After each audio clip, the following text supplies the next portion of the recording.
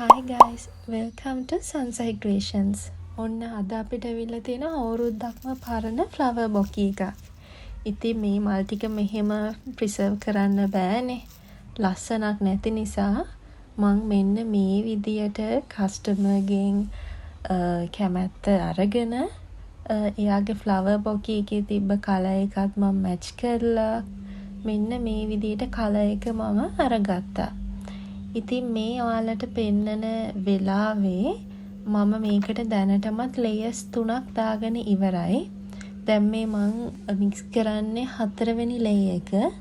මොකද මේක ටිකෙන් ටික තමයි layers දාන්න ඕනේ. මොකද flowers ගොඩක් පාවිච්චි කරන්න පුළුවන් උනේ නැහැ. ගොඩක් ඒවා අතින් ඇල්ලුව ගමන් කුඩු වෙලා ගියපු නිසා පුළුවන් මල් ටික අරගෙන මං කලර් එකක් දාලා මෙන්න මේ විදියට ගත්තේ. ඒ වගේම තමයි ලොකු ප්‍රිසර්වේෂන් එකකට යන්නත් බෑ මල් ගොඩක් නැති නිසා. ඒක නිසා මම මේ ඩයමන්ඩ් ෂේප් හાર્ට් එක අරගෙන තමයි ප්‍රිසර්වේෂන් එක කරන්න හිතුවේ.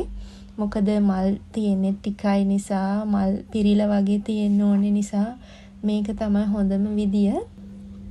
ඉතින් මේකට මට කරන්න ඕනේ මෝල්ඩ් එක ෆ්ලවර් ප්‍රිසර්වේෂන් එකක් කරන්න තරම් උස මදි නිසා මම මේකට රෙසින් ටේප් එකක් වටේට ඔතලා තමයි මේකේ ෂේප් එක මම ගන්න try කරේ.